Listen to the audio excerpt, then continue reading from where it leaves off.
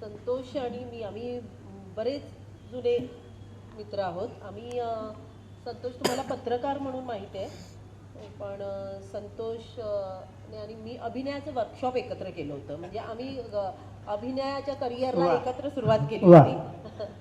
आम्ही 2001ची batch professor Vaman केंद्रेंची.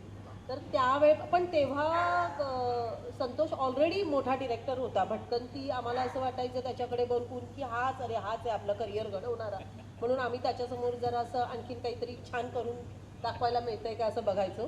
पण तेव्हापासून संतोष मला बोलायचा की छाया तुला ना असं जरा इन्स्पेक्टरच्या भूमिकेत तू अशी मस्त दिसशील, आपण कधीतरी असं करू, असं तेव्हापासून तो बोलायचा. तर तो एवढ्या वर्षानंतर तो योग आला.